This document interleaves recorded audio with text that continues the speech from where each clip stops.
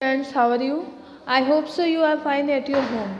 Today we start going our textbook Honeydew for class 8th. आज हम जो chapter पढ़ने वाले हैं बच्चों वो है chapter number 3 glimpses of the past. तो चलिए हम लोग ये चैप्टर को स्टार्ट करते हैं। उससे पहले मैं आपको समझा दूं कि ये जो चैप्टर है वो एक तरीके से ग्लिम्पसेस मीन्स दृश्य ऑफ द पास्ट का दृश्य बताया गया है। तो before you read, here are some pictorial glimpses of the history of our country from 1757 to 1857.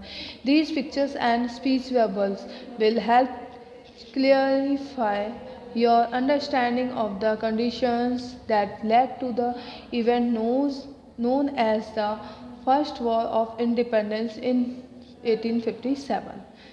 तो इसमें बताया गया है कि यहाँ पे कुछ पिक्चर्स के द्वारा जो हमारी पिक्चर्स के द्वारा हिस्ट्री को बताया गया है जो हमारी कंट्री में 1757 से 1857 का जो वॉर था उसमें क्या हुआ था वहाँ उससे लेकर 1757 से 1857 तक का टाइम बताया गया है। ये पिक्चर्स के द्वारा और स्पीच बबल्स देखिए ये पिक्चर में आपको दिख रहा है ना, जो स्पीच दे रहे हैं देखिए आप लोग, सॉरी, ये देखिए स्पीच बबल्स आ रहे हैं आपके सामने, ये देखो ये वाले। तो ये स्पीच बबल्स के द्वारा बताया गया है यहाँ पे पिक्चर, जो पिक्चर शो की गई हैं will help clarify your understanding, जिसकी वजह से क्लियरिफाई होगा सारी condition led to the event known as the first war of independence in 1857। जो फर्स्ट वार हुआ था 1857 में इंडिपेंडेंस के लिए, तो उसके बारे में हम सब कुछ यहाँ पे जानेंगे। इसके चलिए पढ़ते हैं, इसको चैप्टर को स्टार्ट करते हैं। द मार्टियर्स, मतलब मार्टियर्स मीन्स होता है बलिदान, मतलब तो यहाँ पे at a function in Delhi, यहाँ पे फंक्शन हो रहा है दिल्ली में, तो यहाँ पे बोल रही हैं oh my country man let your eye fill with tears as you recall the sacrifices of India's martyrs। मतलब ये बताया है कि हे मेरे देशवासियों, जो आप लोगों ने गाना सुना है ना लता मंगेशकर का, ए मेरे वतन के लोगों जरा आंखों में भर लो पानी, तो ये चीज़ वहाँ पे भी बताया गया है कि ए मेरे देश के वासियों, let your eyes fill with tears, अपनी आँखें आंसुओं से भरते हैं। तो as you recall the sacrifice, जिन लोगों ने सेक्रीफाइस किया ऑफ इंडियन मैट्रियर्स, मतलब बलिदान दिया जिन लोगों ने, उनके बारे में हम अब उन्हें ज़रा याद कर लेते हैं। तो देखिए यहाँ पे पिक्चर दे रखी है झांसी की रानी, है ना, तो और ये जवाहरलाल नेहरू और क्या कहते हैं गांधी जी, सुभाष चंद्र बोस, है ना। तो यहाँ पे सारी पिक्चर दी हुई हैं, तो इन सब देशवासियों को याद कर लेते हैं। द कंपनीज कॉन्क्वेस्ट, तो देखिए यहाँ पे कंपनी जो बताई गई है ब्रिटिश के जो लोग होते हैं ब्रिटिशियर, उनके लिए बताई गई है। With its superior weapons the British East India Company was extending its power in 18th century India। तो हथियारों के साथ, है ना, ब्रिटिश जो थी ईस्ट इंडिया कंपनी, वो उन्होंने क्या करा था, एक्सटेंडिंग इट्स पावर, और अपनी पावर्स के साथ में 18th सेंचुरी में इंडिया में आए थे। तो इंडिया में जब ये घुसे थे 1765 में, यहाँ पे देखिए 1757 से 1849 का टाइम बताया गया है। तो देखिए यहाँ पे जो आपके सामने मैप शो हो रखा है, इसमें जो येलो है वो इंडियन प्रिंसेस का है और पिंक जो लाइन है वो ब्रिटिश की है, ब्रिटिश के जो टेरिटरीज थे उनकी है। तो देखिए ये अभी यहाँ पे इतना पूरा इंडिया में येलो पार्ट ज़्यादा है और पिंक पार्ट कम है, लेकिन आगे हम लोग चैप्टर में देखेंगे कि पिंक पार्ट ज़्यादा होगा और येलो पार्ट कम होगा, कि कितना ज़्यादा ब्रिटिश ने पूरे इंडिया पे कब्जा किया था। तो यहाँ पे चलिए स्टार्ट करते हैं इसको। Indian princess Indian princes were short-sighted. That upstart Raja called the English merchants. They will help me to defeat him. अब देखिए इंडियन प्रिंसेस जो हैं वह शॉर्टेड साइड, भारतीय जो राजाओं की आपस में नहीं बना करती थी, तो उसकी वजह से इन जो राजाओं में शॉर्टेज थी, तो इसलिए जो राजवाग जो हैं वो इंग्लिश लोगों को बुलाते हैं और उनसे हेल्प मांगते हैं, मतलब they will help me to defeat him. तो हम राजाओं को मतलब अंग्रेज़ों को बुला लेते हैं, ब्रिटिश सरकार को बुला लेते हैं और वो हमारी इनको डिफीट करने में हेल्प करेंगे। अब इसके बाद क्या होता है, the people had no peace due to such constant fight. राज्य गद्दी को हथियाने के लिए जो लोग थे वो छोटी सोच के हुआ करते थे, वे आपस में लड़ा करते थे। राजा लोग थे वो एक दूसरे की गद्दियों को रपने के लिए, हथियाने के लिए क्या करते थे, फाइट किया करते थे। नो पीस, उनमें शांति नहीं थी कि वह चलो अपने अपने राज्य में रहते, तो ऐसा कुछ भी नहीं था। उन लोगों को एक दूसरे की मतलब फाइट करने में, राज्य गद्दी को दूसरे की राज्य गद्दी को हड़पने में ज़्यादा अच्छा लगता था। उनकी ऐसी छोटी सोच थी, तो ऐसे छोटी सोच वाले फाइट करा करते थे। और मतलब वहाँ उस टाइम राजाओं में बनती नहीं थी, ठीक है, तो इसलिए उन्हें किसकी हेल्प कर लेनी चाहिए, ब्रिटिश सरकार की। The rivalries help the East India companies and it could easily subdue Indian princes one by one. अब क्या हुआ, एक दूसरे को लड़ने का फ़ायदा, इस तरीके से ये जो लोग लड़ते रहते थे, तो इसका फ़ायदा किसने उठाया था, इंडियन प्रिंसेस जो ईस्ट इंडियन कंपनी थी उन्होंने, मतलब ब्रिटिश सरकार ने इस चीज़ का फ़ायदा उठाया और उन्होंने वन बाय वन सभी राजाओं पर, इंडिया के सभी राजाओं पर कब्जा करना शुरू किया। A far-seeing ruler like the brave Tipu of Mysore fought the British till he died fighting.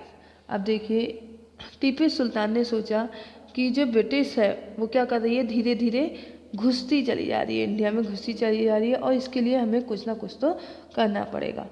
British till he die, है ना, नहीं तो क्या होगा, हमें या तो इसको, टीपू सुल्तान थे उन्होंने सोचा कि अगर हमने कुछ नहीं किया तो ये हमें क्या कर देंगे, मार देंगे, फाइटिंग करेंगे और मार देंगे, ये ऐसे करते करते हम सब पे मारते चले जाएंगे। तो यहाँ पे देखिए ब्रिटिश सरकार ने कब्जा कर लिया था इंडिया पे, और तब टीपू सुल्तान ने इस तरीके से सोचा। अब आगे देखिए, thank God there is peace in the country now, no more wars and no looting by thugs. It is God who sent the British. Our destiny is like with them. अब देखिए यहाँ पे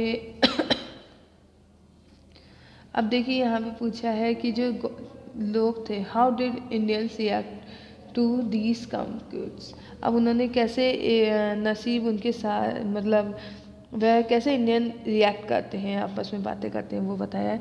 तो यहाँ बताते हैं थैंक गॉड, एक ये देखिए पिक्चर में दिख रहा है ना आपको, थैंक गॉड कह रहा है, थैंक गॉड कि अब हमारे जो कंट्री है उसमें शांति है, कोई भी युद्ध नहीं है, ना लूट पाट है, ना ठगों के द्वारा ठगा जा रहा है।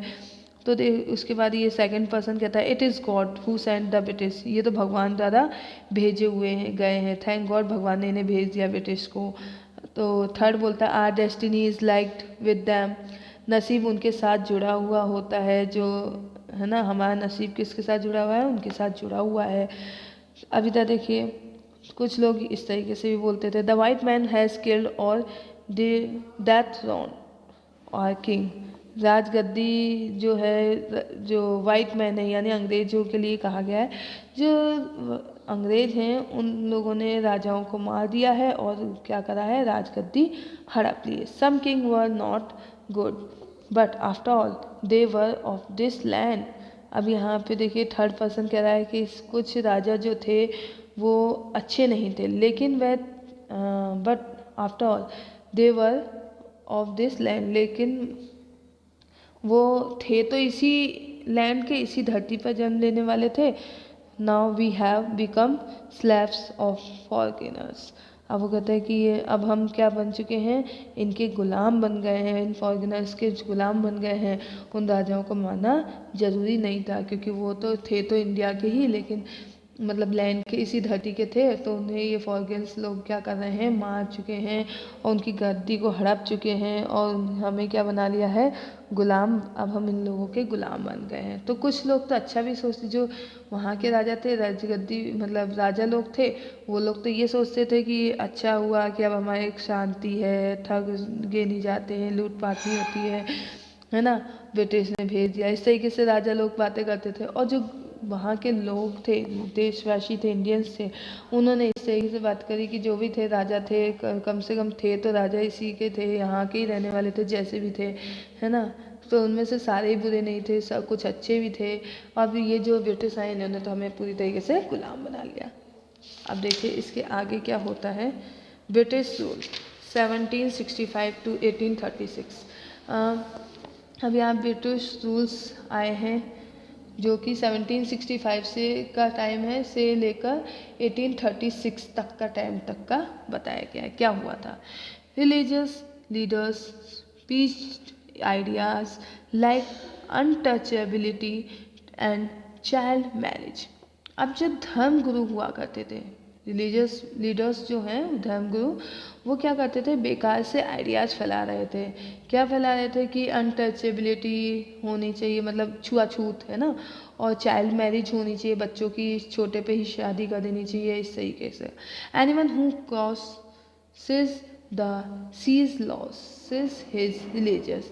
जो कोई भी, एनीवन हु, जो कोई भी सीज को क्या करेगा, समुद्रों को पार करेगा, क्रॉस कर पाएगा, वो क्या कर पाएगा, अपने धर्म खो देगा। ठीक है, उसका धर्म नष्ट हो जाएगा। और दूसरा बोलता है, all the misery in the world is due to women. और ये जो सब कुछ हो रहा है, ये सब दुख दर्द जो हमें मिल रहे हैं, ये सब स्त्री के कारण है। तो ये स्त्रियों का नामो निशान मिटा दो, स्त्रियों को ख़त्म कर दो, स्त्रियाँ नहीं होनी चाहिए। तो इस तरीके से ये दूसरे धर्म के जो गुरु हैं, ये सारी की सारी फालतू बकवास करे जा रहे हैं। अब इसके बाद क्या हुआ, थर्ड, इसमें देखिए थर्ड पिक्चर में, that was that Indians had lost self-respect, the British scorned them। ये सच था कि जो इंडियंस हैं वो अपना सेल्फ रेस्पेक्ट खो रहे थे, और ब्रिटिश इससे क्या हो रहे थे, भारत को गुलाम बनाते जा रहे थे। अब देखिए ये लोकल, ये जो क्या बातें कर रहे हैं, the native are unworthy of trust, incapable of honesty, to your honour but I am honest. अब वो कहते हैं कि ये जो नेटिव्स हैं, ये जो लोकल पब्लिक है, वो कैसी है, अनवर्थ है, ऑनेस्ट नहीं है। इनको अगर हम, ये अपनी ऑनेस्टी पे भी नहीं रहते हैं। और सच है कि अगर हम to your honour but I am honest, आप सच कह रहे हैं योर ऑनर, लेकिन मैं तो ईमानदार हूँ।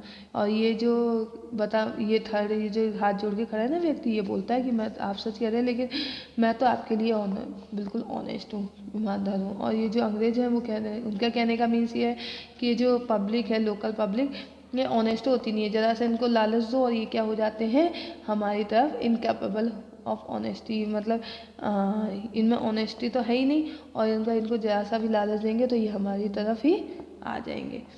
तो इसके बाद क्या होता है, being merchant the British wanted quick profits, their heavy taxes forced farmers to abandon their field.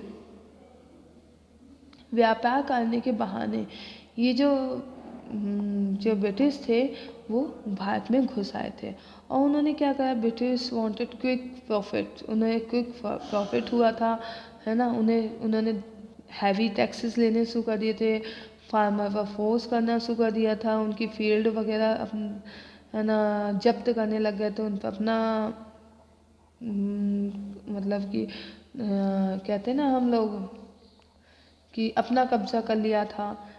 अब क्या हुआ, but your man are taking all my crop. अब ये देखिए व्यक्ति कह रहा है, लेकिन तुम सब आदमियों ने हमारे सारी के सारे क्रॉप्स ले लिए हैं।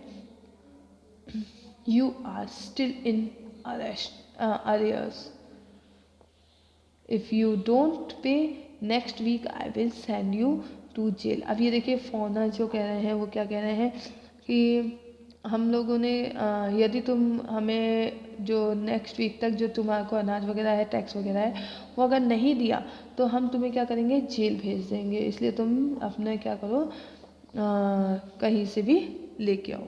और इस तरीके से वो क्या करने लग गए थे, इनको फोर्स करने लग गए थे टैक्स के लिए। Still the British invented other methods which gave them more profits। अब जो यहाँ पे इधर दूसरी साइड में जो ब्रिटिश सरकार ब्रिटिश थे, उन्होंने क्या करा था, दूसरा इन्वेंटेड ढूंढ लिया था, मेथड ढूंढ लिया था, ठीक है, सॉरी, दूसरा मेथड ढूंढ निकाले थे उन्होंने, जिससे कि उन्हें ज़्यादा मुनाफा हो। तो उन्होंने क्या करा, the goods manufactured in England should not have any important duty when brought into India. A good idea. The East India Company's laws began to cripple Indian industries। अब क्या हुआ था, इन्होंने क्या सोचा था कि जो जो सामान बनता है, जो इंग्लैंड में जो भी सामान बनता है, उसे क्या करना चाहिए, उस पर टैक्स नहीं लगाना चाहिए, उसको क्या करना चाहिए, इंडिया में लेकर बिना टैक्स के इंडिया में लेके आना चाहिए। तो ये दूसरा देखिए बोलता है कि ये तो बहुत अच्छा आइडिया है, एक गुड आइडिया है ये तो। द ईस्ट इंडियन कंपनीज ने क्या करे, लॉज बनाए, है ना, और उन्हें क्या कहा, इंडियन इंडस्ट्रीज से सारी की सारी मतलब जो अच्छी किस्म की चीज़ें देने लग गया। जैसे कि अगर धोती जो होती थी वो इंडिया में थोड़ी ज़्यादा दाम की बनती थी, ठीक है, क्योंकि वो उसमें इतने वो नहीं थे, मशीनों के द्वारा नहीं बनता था, लेकिन इंग्लैंड में मशीनों के द्वारा बनता था, सारा काम होता था। तो वो क्या करते थे, जैसे जीन्स जो होती है वही क्या, बहुत जीन्स अच्छी होती है, तो जीन्स को वो कम रेटों में 200 रुपये में बेचते थे। जो 2000 रुपये की चीज़ इंडिया में मिलती थी उसे 200 रुपये में, तो आप लोग क्या करोगे, 200 रुपये वाली चीज़ खरीदोगे। तो ऐसे ही क्या होने लगा, ये इस तरीके से सारा का सारा जो भी पैसा आता था वो अपने लिए कर रहे थे और इंडिया से लूट रहे थे। Inevitably, famines followed.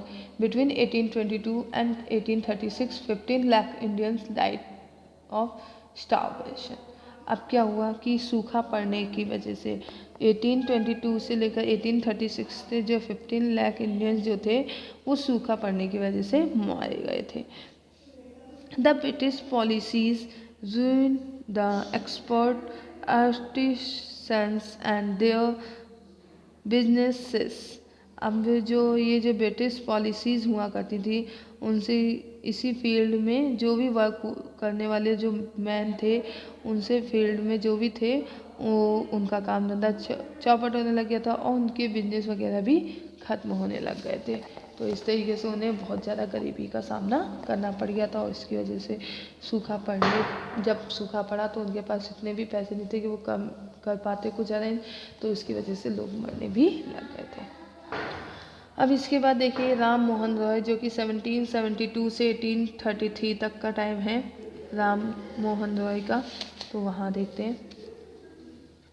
Ram Mohan Roy a learned man from Bengal understood what was wrong with the country। अब जो राजा राम मोहन रॉय थे उन्होंने बंगाल में पढ़ाई की थी, है ना, बंगाल से की थी, और वे सब समझते थे कि क्या सही है और क्या गलत हो रहा है हमारी कंट्री में। Let us not despair ourselves, our ancient culture is great and we are capable of greater achievements। We must first reform our society। Superstitions have been ruinous us। अब वो बताते हैं कि हमारा जो कल्चर है वो ग्रेट है, हमें किसी की ज़रूरत भी नहीं है इनके लिए, इसके लिए हमारे जो इंडियंस हैं उन्हें क्या, सबसे पहले हमारी जो सोसाइटी है उसमें से अंधविश्वास को ख़त्म करना होगा और फिर हमें क्या करना होगा, आगे बढ़ना होगा। He told his wife Uma, वह उमा से बोलते हैं, cows are of different colours but the color of their milk is the same। Different teachers have different opinion but the essence of every religion is the same। जैसे काव बिल्कुल अलग अलग colour की होती है लेकिन दूध तो सिर्फ सेम ही देती हैं। डिफरेंट अलग अलग टीचर जो होते हैं वो अपनी अलग अलग ओपिनियन अपनी स्टाइल से टीच करते हैं, लेकिन उनका जो समझाने का तरीका होता है, उनका धर्म जो होता है वो बिल्कुल सेम ही होता है। तो he was attracted by science and modern knowledge. उन्होंने क्या करा कि वह अट्रैक्ट हुए साइंस और मॉडर्न की तरफ, ज़्यादा उनको नॉलेज थी। तो knowledge should be practical and scientific. जो अब वो कहते हैं कि नॉलेज जो होनी चाहिए वो प्रैक्टिकल और साइंटिफिक होनी चाहिए, तो टू द पॉइंट होनी चाहिए। He crossed the seas and went to England to see what made the British powerful. There he told them. अब वह क्या करते हैं, इसके जानने के लिए वह सीज़ को क्रॉस करके इंग्लैंड जाते हैं और देखते हैं कि ब्रिटिश को क्या पावरफुल बनाता है। दे आर टोल्ड देम, फिर वह कहते हैं we accept you as rulers and you must accept us as subject, but you must remember the responsibilities a ruler owes to his subjects। कि वो ये सब देखने के लिए समुद्र के उधर जाते हैं, तो वह क्या बोलते हैं कि हम एक्सेप्ट करते हैं उनके रूलर्स को, और जो भी उनके जो सब्जेक्ट हैं उन सबको, बट यू मस्ट रिमेंबर, लेकिन तुम्हें याद रखना चाहिए कि जो उनकी रिस्पॉन्सिबिलिटी रूलर्स की होती है और उनके सब्जेक्ट्स को। He started newspaper. उन्होंने क्या करा कि सबको खबर को फैलाने के लिए उन्होंने न्यूज़पेपर स्टार्ट किया, but the superstitious British stop them in 1823। लेकिन जो ब्रिटिश थे उन्होंने 1823 में न्यूज़पेपर वगैरह बंद करवा दिए। अब क्या हुआ देखिए, यहाँ पे जो राम मोहन राय थे उनका सोचना था कि अगर पब्लिक पढ़ी लिखी होगी तो वो सब कुछ समझ पाएगी, और उन्हें मोस्टली जो प्रैक्टिकल और साइंटिफिक पॉइंट टू पॉइंट समझाना पड़ेगा। तो उन्होंने इसके लिए क्या करा कि उन्होंने वहाँ पे गए कि क्या है जो ऐसा बनाता है रूल जो ब्रिटिश सरकार को इतना इम्पोर्टेंट, तो उन्होंने इसको खबर को सबको फैलाना चाहा। तो परंतु क्या हुआ कि उनकी खबर पहुंच नहीं पाई, क्योंकि जो ब्रिटिश सरकार थी उन्होंने अगर ये सब पे पहुंच जाती पढ़ने की तो ये अच्छे इंसान बन जाते और उससे बहुत कुछ समझने लगते, इसलिए उन्होंने न्यूज़पेपर को बंद करवा दिया। अब इसके बाद क्या हुआ, ऑपरेशन दबाना कैसे शुरू किया ब्रिटिश सरकार ने। तो but the British continue to oppress Indians. In 1880, they had passed regulations third. Under it, an Indian could be jailed without trial in a court. लेकिन जो ब्रिटिश थे उन्होंने कंटिन्यू क्या करा, उन्हें इंडियंस को दबाना शुरू किया, बिना किसी गुनाह के उन्हें जेल में डाल दिया करते थे। उस टाइम में उनको ये भी नहीं कि इंडियन को कोर्ट वगैरह में ले जाया जाए या ट्रायल के लिए, तो ऐसा ट्रायल कोर्ट में ले जाकर उनके पूछा जाए या नहीं, ऐसा कुछ भी नहीं हुआ करता था। जैसे कोई बात होती थी वो क्या करते थे, उसे जेल में डाल दिया जा करते थे। All the time British officers in India due big salaries and also made fortunes in private business. अब जो यही टाइम ऑल द टाइम जो हर समय ब्रिटिश जो ऑफिसर्स हुआ करते थे वो ज़्यादा सैलरी ले रहे थे, और ज़्यादा सैलरी ले रहे थे, और जो उन अपॉइंट करते थे प्राइवेट लोगों को उन्हें कम सैलरी पर ही रखते थे। By 1829 British was exporting British goods worth 7 crore rupees to India. 1829 में ब्रिटेन में जो माल एक्सपोर्ट किया जाता है, सामान लाया करते थे, उस सामान को इंडिया में बेचकर उन्होंने 7 करोड़ रुपए इंडिया से लूट लिए थे। The British prospered on the company's loot while Indian industries began to die। अब देखिए जो ब्रिटिश जो थे उन्होंने क्या करा, कंपनी जो भी काम करते थे ना, उन लोगों जो लोग काम करते थे उनकी कंपनियों को लूट लिया था। और वह क्या करते थे, जो भी इंडियन की इंडस्ट्री जो भी करते थे उनको इतना ज़्यादा काम करवाते थे कि उनकी हड्डियाँ भी निकल आई थी और वह अब बिल्कुल उसकी वजह से मरने लग गए थे। Governor general Bentinck reported back home, अब इन्होंने देखो रिपोर्ट की है, the bones of cotton wearers are bleaching the plains of India. जो बोन्स ऑफ कॉटन, जो कॉटन के बोन्स हैं उनको वेव्स किया जाएगा, ब्लीचिंग की जाएगी और पेंट किया जाएगा इंडिया के। तो इस तरीके से देखिए उनकी कैसी बुरी हालत हो गई है, इस पिक्चर में आप लोगों को दिखाई दिया है जा ही रहा है। अब देखिए इसके बाद क्या हुआ। डिसएंटिफेक्शंस, अब क्या हो, अब जो इंडियंस थे वो गुस्से में थे। Education in India was in person and Sanskrit. In 1835 an Englishman named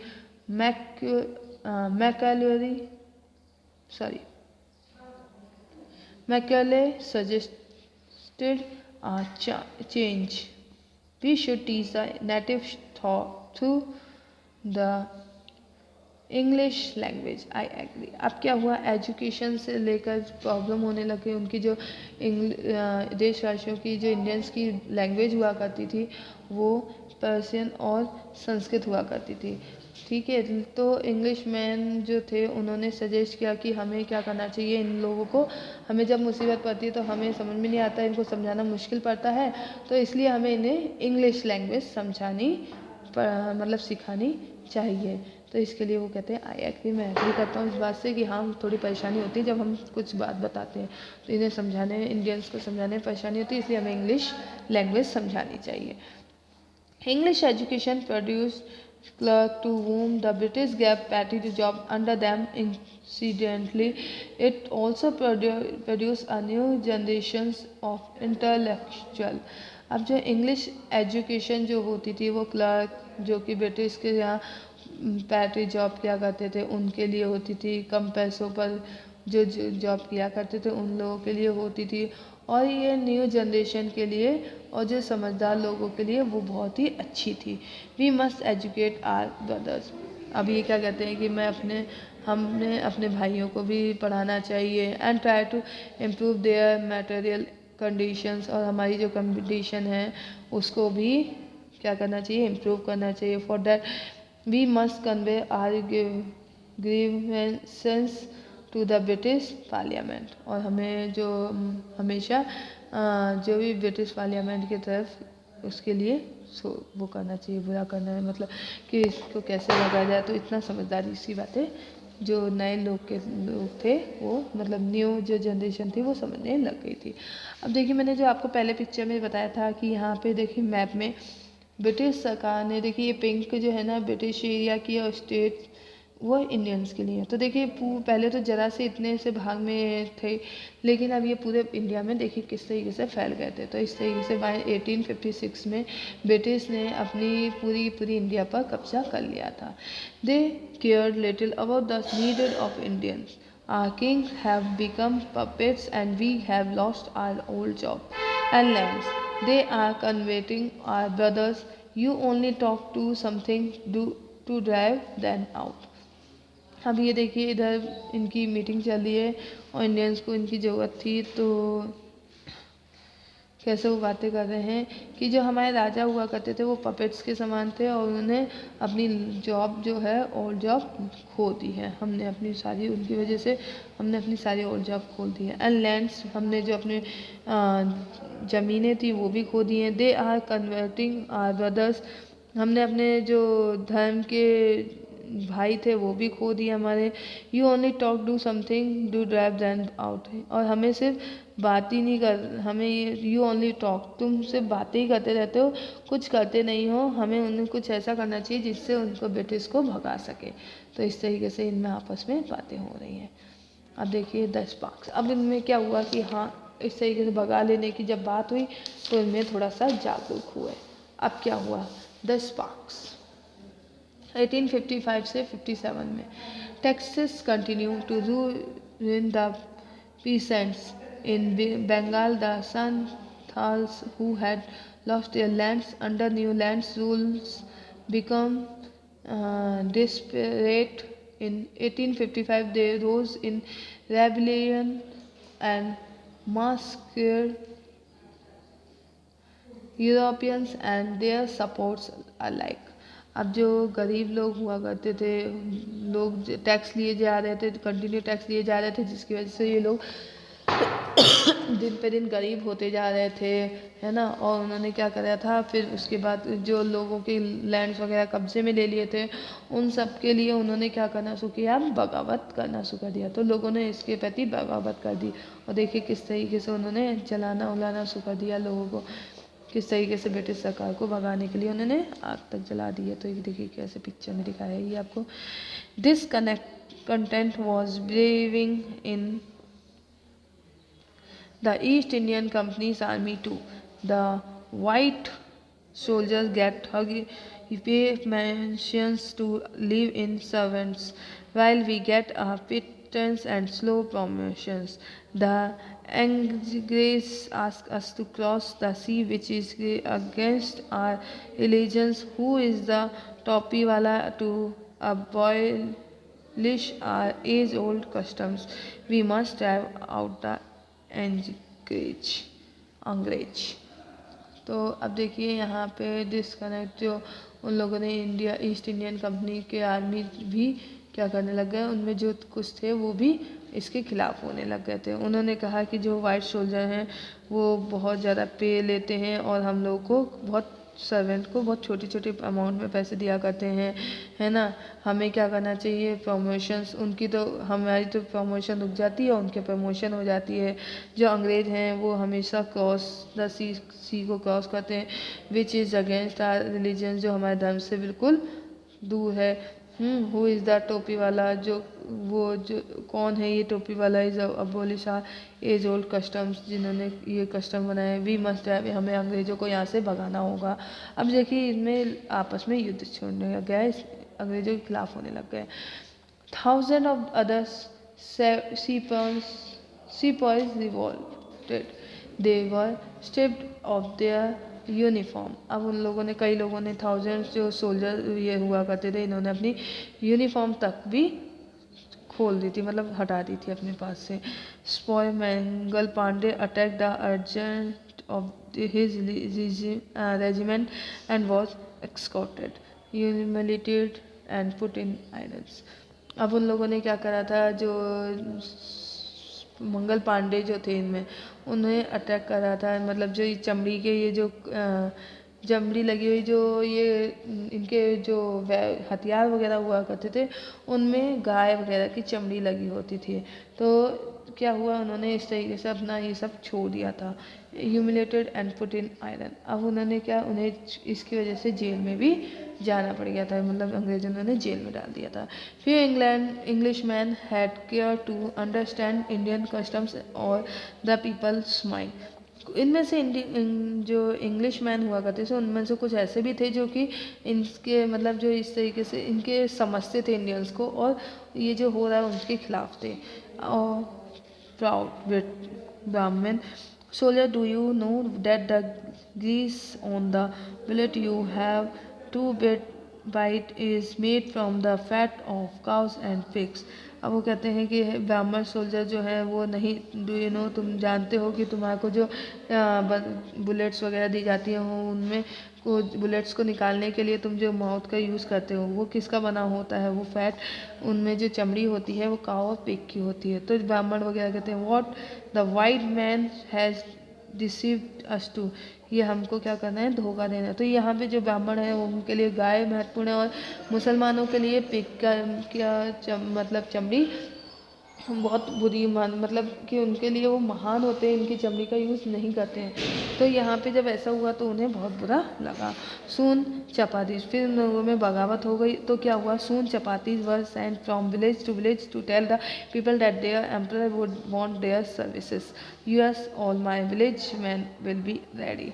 अब क्या हुआ कि न्यूज़पेपर तो बंद थे, तो उनको न्यूज़ तो पहुँचा नहीं सकते दूसरे देश में। तो उन्होंने क्या करा कि जो चपाती होती थी वो गाँव से गाँव सेंड की जाती थी, जो उन्हें में चपाती मिलती थी, उससे में लिखते थे वो लोग, और दूसरे देश में दूसरे गांव में सेंड कर देते थे। और उनके जो एम्परर हुआ करते थे उनको ये सर्विस दी जाती थी। तो वो क्या कहते हैं कि हाँ हाँ हम तुम्हारे साथ हैं, है ना, हम भी तुम्हारे साथ इनको भगाने में रेडी करते हो गए वो भी। Similarly lotus flower circulated among Indian soldiers, जो उसके बाद क्या हुआ, लोटस फ्लावर सर्कुलेट किया गया इंडियन सोल्जर्स में, दैट टू द फॉरगेनर्स को मार भगाओ, the message gave all help the shelter to the patriots. अब उनमें जो जितने भी पूरी मदद जो लोग हुआ करते थे दूसरे गांव के, वो कहते हैं कि हम ठीक है, हम लोगों के भी उन्होंने क्या करे हैं, सब छीन लिया है, तो हम भी तुम्हारे साथ मदद पूरी मदद करेंगे। देन क्या होता है, रिवॉल्ट 1857, यानी जो युद्ध का टाइम था वो आ गया 1857 का। Then there was a violent outbreak at Meerut में। ये कैसे, इस तरीके से देखिए आपके सामने लड़ाई हो गई थी। The sepoys merchant to Delhi, जो दिल्ली के मर्चेंट थे उन्होंने क्या कहा, long live our emperor Bahadur Shah, long live जो जी काफ़ी समय से थे एम्परर बहादुर शाह। उनसे क्या हुई है, अब देखिए इनमें बातें हुई हैं, वो क्या हुई हैं। द रेबलन स्पेयर्ड राइडर, उन्होंने क्या करा है, बगावत पर उतर आए हैं, ठीक है। Many landlords had lost their lands because of the British policies and they were sure the white man's rule must end. Yes, we will help you.